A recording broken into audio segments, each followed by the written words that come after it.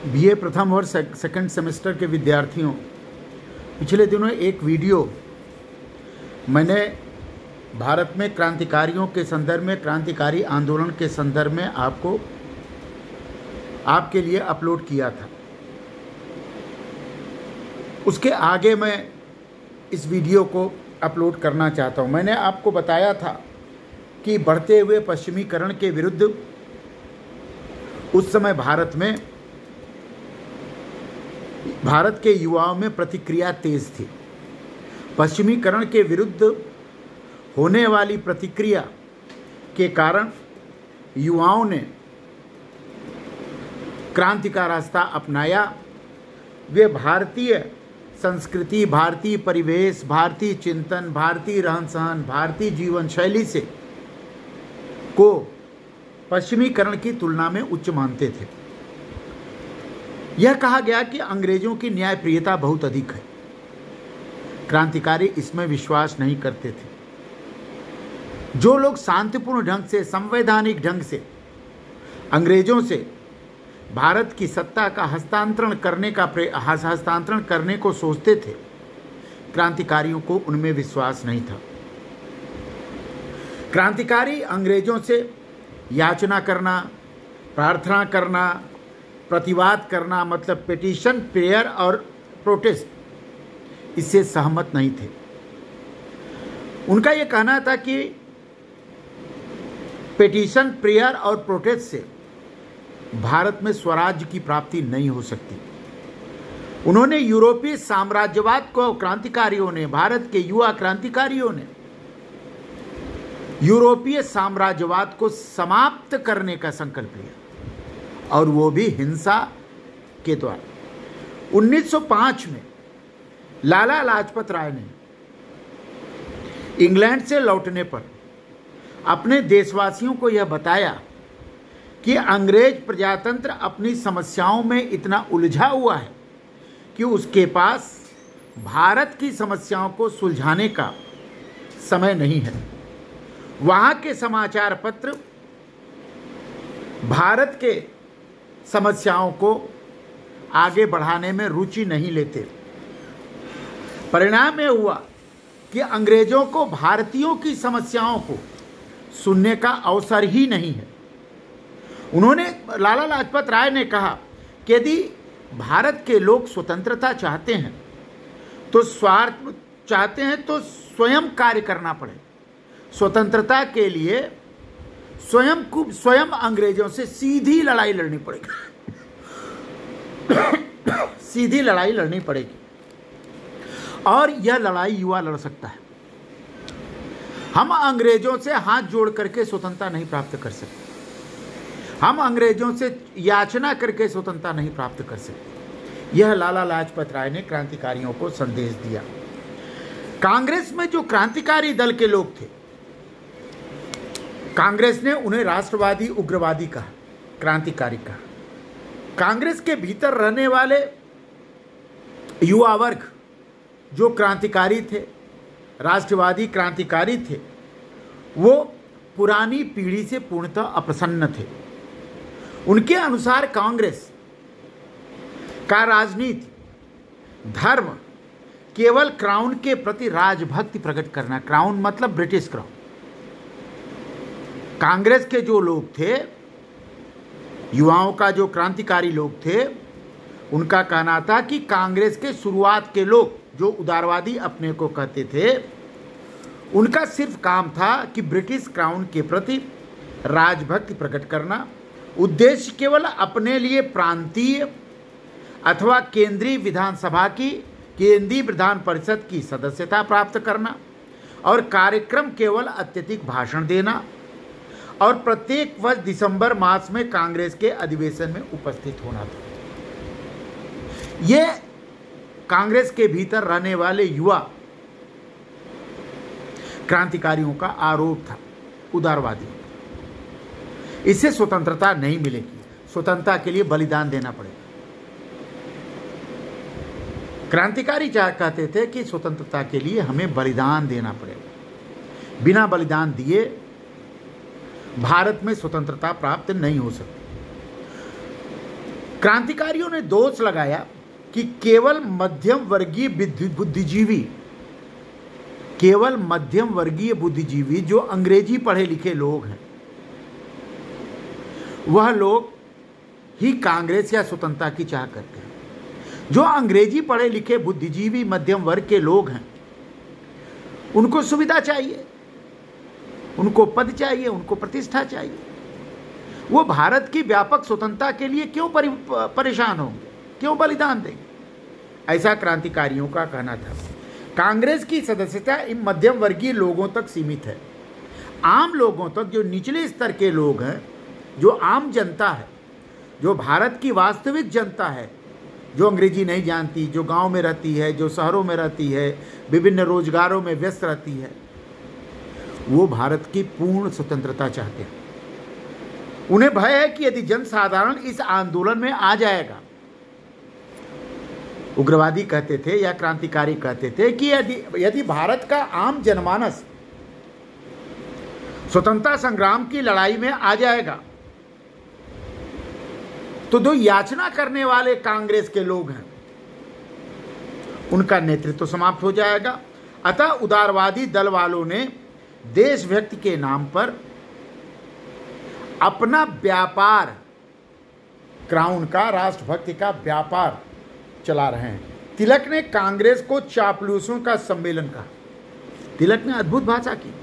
कांग्रेस ने कहा कि कांग्रेस का जो सम्मेलन होता है, कांग्रेस ऑफ फ्लैटर्स, ये शब्द उपाया हुआ। कांग्रेस को के सम्मेलन को कांग्रेस ऑफ फ्लैटर्स कहा तिलक ने, चापलूसों की संस्था। तिलक ने 1905 में कांग्रेस को चापलूसों की संस्था कहा। कांग्रेस के अधिवेशनों को छुट्टियों का मनोरंजन कहा। कांग्रेस के अधिवेशनों को छुट्टियों का मनोरंजन कहा, ए हॉलीडे रिक्रिएशन कहा। लाला लाजपत राय ने कांग्रेसी सम्मेलनों को शिक्षित भारतीयों का वार्षिक राष्ट्रीय मेला कहा। इनसे स्वतंत्रता प्राप्त नहीं हो सकती। The annual national festival of educated Indians, ये कांग्रेस के सम्मेलन को लाला लाजपत राय ने कहा। इन दोनों ही कांग्रेस के बड़े आलोचक थे, क्योंकि कांग्रेस वास्तव में स्वतंत्रता नहीं चाह रही थी, सुविधा चाह रही थी। ये क्रांतिकारियों का आरोप उदारवादियों पर था। तिलक ने तो यहां तक कहा कि यदि हम वर्ष में एक बार मेढक की भांति टर्राएं, तिलक ने क्या कहा, यदि हम एक बार वर्ष में मेढक की तरह टर्राएं, तो अंग्रेजों से, ब्रिटिशों से हमें स्वतंत्रता नहीं प्राप्त होगी। और इस तरह की तिलक और लाला लाजपत राय के उद्बोधनों ने का असर युवाओं पर ज़्यादा पड़ा और युवाओं ने क्रांति का रास्ता अपनाया और क्रांतिकारी कहे गए। उस समय भारत की आर्थिक स्थिति बदहाल थी। 19वीं शताब्दी के अंतिम वर्षों में भारत की बिगड़ती हुई आर्थिक स्थिति को ने भारतीय राष्ट्रीय प्रक्रिया में क्रांतिकारी उग्रवाद के उद्भव के प्रति विशेष योगदान दिया। 1896-97 और 1899 और 1900 में भीषण अकाल पड़ा। महाराष्ट्र में प्लेग से लाखों लोग मर गए। हमेशा महाराष्ट्र में लाखों लोग मरते हैं। सरकारी सहायता का कार्य थोड़ा था और बहुत धीरे धीरे होता था। व्यवस्था सरकार की ठीक नहीं थी। तिलक के अनुसार सरकारी अधिकारी सरकारी प्रयत्नों से कम निर्दयी हैं, निष्ठुर हैं। दक्षिण में दंगे चल रहे थे। सरकार ने लोकमत तथा दंगों को दबाने के क्या प्रयास किया। जनता ने अकालों को सरकार की नीतियों का परिणाम बताया। अकालों 1903 की कांग्रेस के अध्यक्षीय भाषण में लाल मोहन घोष ने 1902 में दरबार का उल्लेख क्यों किया? क्या कहा? एक सरकार का निर्धन जनता पर भारी कर लगाकर बड़े भारी समारोह का मनाना, जिसमें अतिशवादी भव्य दृश्यों पर रुपया व्यक्त करना आदि लाखों अपराध है। लाखों लोग भारत में भूखों मर रहे हैं। इससे अधिक हृदयहीनता कुछ नहीं हो सकती। मैंने भारत की आर्थिक गड़बड़ होती आर्थिक स्थिति ने युवाओं को और उद्वेलित किया और युवाओं को क्रांति के रास्ते पर, उग्रवाद के रास्ते पर चलने को प्रेरित किया। अंतर्राष्ट्रीय प्रभाव भी युवाओं पर पड़ रहा था। विदेश की अनेक घटनाओं का प्रभाव युवाओं पर पड़ा। भारतीयों के साथ अंग्रेजी उपनिवेश में, विशेषकर दक्षिण अफ्रीका में गांधी के साथ हुए दुर्व्यवहार, अंग्रेज विरोधी भावनाएं उठ खड़ी हुई। इसके अतिरिक्त मिस्र, ईरान, तुर्की, रूस में राष्ट्रवादी आंदोलनों का प्रभाव भी भारत पर पड़ा। यूथोपिया का इटली को परास्त करना तथा जापान की रूस पर विजय 1905 का भारतीय राष्ट्रवादियों पर अत्यधिक प्रभाव पड़ा और यूरोप की अजेयता का जादू टूट गया। कर्जन की जो प्रतिक्रियावादी नीतियां थी, कर्जन का भारत में 7 वर्ष का शासन प्रतिक्रियावादी नीति, शिष्टमंडलों, भूलों, आयोगों के लिए प्रसिद्ध कर्जन का शासन था। मिशंस, ओमिशंस एंड कमीशंस, यह कर्जन का शासन था जिसकी भारतीय मन पर कड़ी प्रतिक्रिया भी हुई। कर्जन ने भारत को एक राष्ट्र ही नहीं माना, कर्जन ने भारत को राष्ट्र का छोटे छोटे राज्यों का समुच्चय माना। भारत के राष्ट्रीय एकीकरण की बात को कर्जन ने स्वीकार नहीं किया। कांग्रेस के सभी कार्यों को केवल मन के उद्गार को निकालना कर्जन ने माना। कांग्रेस के हर कार्यों को कर्जन ने आंख बंद करके कूड़े की तरफ फेंक दिया। उनकी दृष्टि में भारतीय चरित्र का मूल्य बहुत कम था। कर्जन ने भारतीय चरित्र को स्वीकार नहीं किया, अतः उन्हें झूठे और मक्कार मानता था। कर्जन भारतीयों को झूठा और मक्कार मानता था। उसने कलकत्ता विश्वविद्यालय के दीक्षांत समारोह में बोलते हुए कहा कि सत्य का मान पश्चिम में अधिक है, पूर्व में ऐसा नहीं है। उसने बहुत से अधिनियमों में जातीय श्रेष्ठता की भावना झलकती है। भारत में जातीय श्रेष्ठता है और 1902 का दिल्ली दरबार उस क्रांतिकारियों को बहुत अखरा, विशेषकर इसलिए जब देश में अकाल का प्रभाव पूर्ण रूप से संभल नहीं पड़ रहा था। बंगाल का विभाजन, अंग्रेजों ने बंगाल का विभाजन किया। संभवतः कर्जन का सबसे घृणित काम बंगाल का विभाजन था। बंगाल को 2 भागों में अथवा बंगाल का पूर्वी बंगाल और असम में विभाजित करना 1905, यह कार्य बंगाल और भारतीय राष्ट्रीय कांग्रेस के कड़े विरोध की अपेक्षा करना चाहिए था। बंगाल के विभाजन के लिए कांग्रेस को बलिदान देना चाहिए था, कांग्रेस को सड़क पर आंदोलन करना चाहिए था, लेकिन कांग्रेस ने बंगाल के विभाजन का खाली विरोध किया और बंगाल के विभाजन पर उतनी तीखी प्रतिक्रिया नहीं दी जितनी उससे अपेक्षा की जाती थी। कर्जन का लंदन स्थित गृह भारत सरकार के लोकमत का हमेशा अवहेलना करता था। इससे स्पष्ट हो गया कि बंटवारा और धर्म के नाम पर किया गया हिंदू मुस्लिम देश कुदेरने का प्रयास, धर्म के नाम पर, हिंदू मुस्लिम के नाम पर अंग्रेजों ने कुरेदने का प्रयास किया बंगाल के विभाजन के रूप में। इसका प्रभाव भारत के युवा मन पर पड़ा और युवा मन पर पड़ने से उग्रवाद का जन्म। उस समय भारतीय राजनीति में एक नया दौर 2 रूपों में प्रकट हुआ था। कांग्रेस के भीतर क्रांतिकारी उग्रवादी दल का उदय और दूसरा देश में आतंकवादी तथा क्रांतिकारी दल का उदय। 4 प्रमुख कांग्रेस के नेताओं लोकमान्य तिलक, बिपिन चंद्र पाल, अरविंद घोष, लाला लाजपत राय ने इस नए दल की नीतियों की परिभाषा की, उनकी अभिलाषाओं को व्यक्त किया और उनके कार्यों का मार्गदर्शन किया।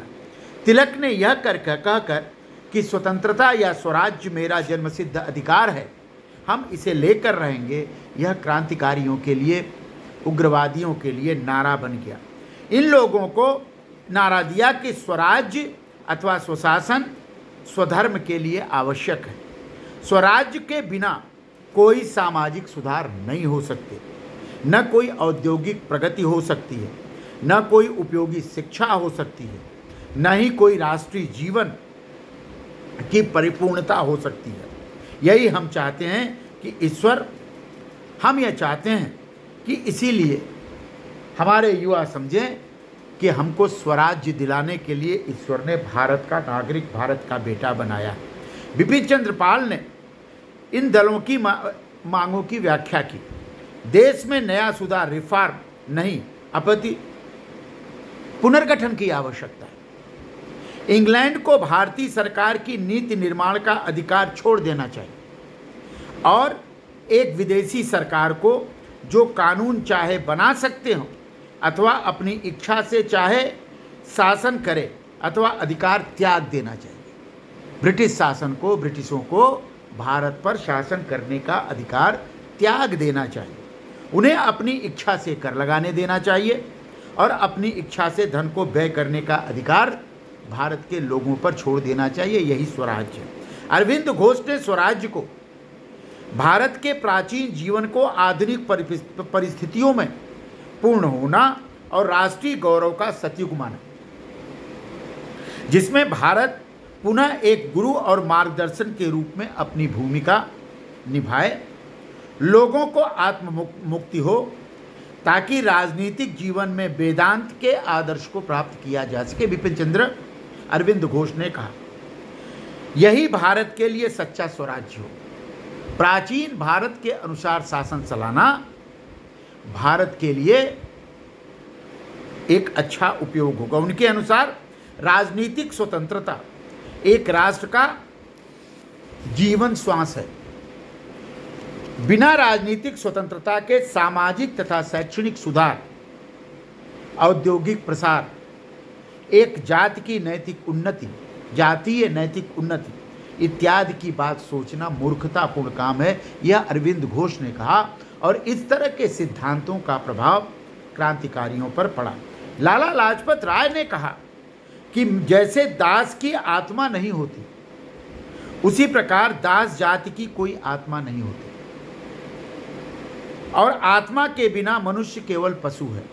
इसलिए देश के लिए स्वराज्य परम आवश्यक है और सुधार अथवा उत्तम राज्य इसके विकल्प नहीं हो सकते। राष्ट्रवादियों ने, क्रांतिकारी राष्ट्रवादियों ने स्वराज्य का अर्थ लगाया विदेशी नियंत्रण से पूर्ण मुक्ति ही स्वतंत्रता था। उसके राष्ट्र की नीतियों और प्रबंध में पूर्णता स्वतंत्रता हो। पूर्ण स्वतंत्रता की प्राप्ति ही भारत के क्रांतिकारियों का उद्देश्य था। उदारवादी दल के लिए स्वराज्य का अर्थ साम्राज्य के भीतर औपनिवेशिक स्वशासन था। दोनों दलों के मार्ग और ढंग अलग अलग थे। उदारवादी दल संवैधानिक आंदोलन में, अंग्रेजों की न्यायप्रियता में, वार्षिक सम्मेलनों में भाषण देने में, प्रस्ताव पारित करने में, इंग्लैंड में शिष्टमंडल भेजने में विश्वास करता था। उग्रवादी दल, क्रांतिकारी दल इन सभी तत्वों में विश्वास नहीं करते थे। ये लोग अहिंसात्मक पैसिक रेजिस्टेंस में, सामूहिक आंदोलन में, आत्म बलिदान के लिए दृढ़ निश्चय में विश्वास करते थे।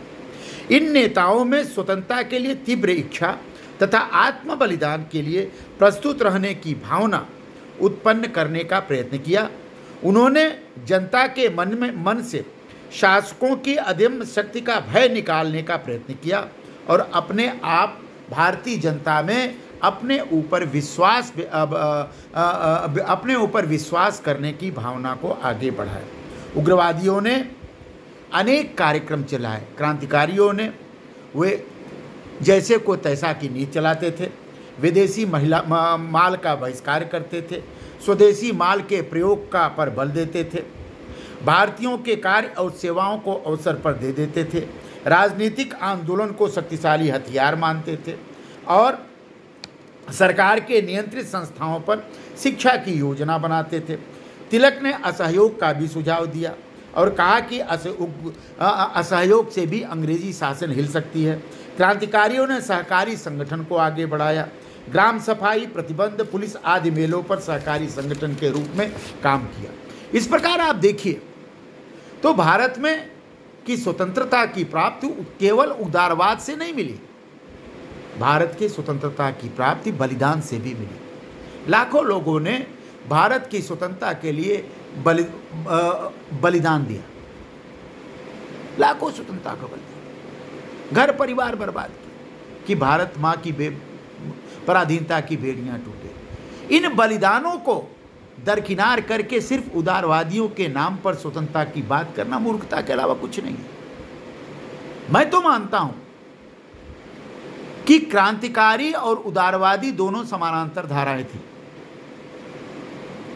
कभी उदारवादी धाराएं माहौल बनाने का काम भारत में स्वतंत्रता के लिए, स्वराज्य के लिए कर रही थी, लेकिन बाद के दिनों में क्रांतिकारी धारा ने एक मजबूत आधार पैदा किया। अंत में गांधी को भी क्रांतिकारी भाव देना पड़ा।